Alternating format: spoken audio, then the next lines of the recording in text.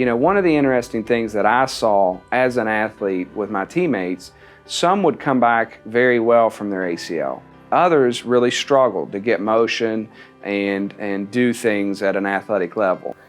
I've seen hundreds, you know, whether it's teammates or competitors. I myself went through it, probably cut my time short in the National Football League.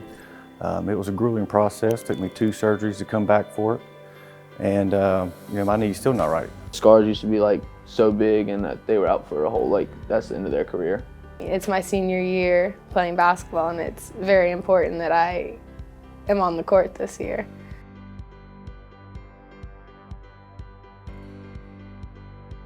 So we asked our trainer who was like the best out here, because I'm not about to have anybody work on my knee.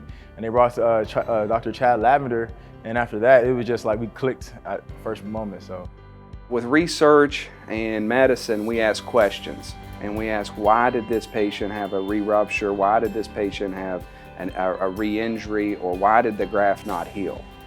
Out of those questions led us to start looking at stem cells, autograft bone, and also adding internal brace into the knee to improve the stability.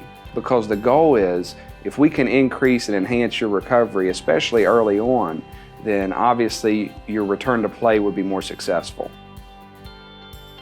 I'm a track and field athlete, and about 7 weeks I started getting back to some kind of normal activities.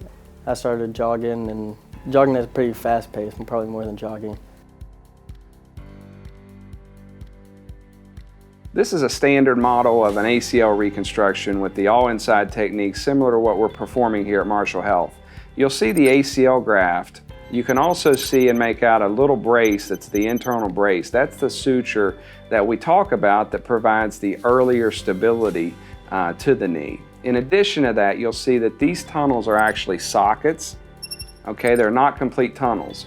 Because they're just sockets, that's what allows us to put our bone graft, stem cell, composite graft. We inject it into those sockets before we place our graft. And so those are the 2 main aspects of the surgery. You'll see down here that the internal brace actually comes out of the button and is inserted into a biocomposite screw that's placed into the tibia. Compared to people that I've seen that have a normal ACL reconstruction surgery, I have noticed some significant differences. Notably, my healing rate is very much accelerated. I was able to, for example, go to work 4 days post-op, or normally I see friends that have had a normal ACL reconstruction are bedridden for weeks, even sometimes months. To see how fast these guys are coming back is truly amazing. The initial pain after the surgery, after that went away, I've not had much pain at all. Yeah, I have a couple buddies that play on our football team, and they had ACL tears, and they didn't get back till about 6 to 8 months, and they were just surprised of how I was already moving, already running, already jumping up and down. I'm happy to be 9 weeks out and already jumping and running around. And so what we're trying to do is enhance the healing, increase the early stability, so that the patients have better, more complete healing of their tunnels, of the ACL graft, and also hopefully provide a stronger graft long-term so that the return to sport is improved. Yeah, I would suggest this technique to all levels of athletes.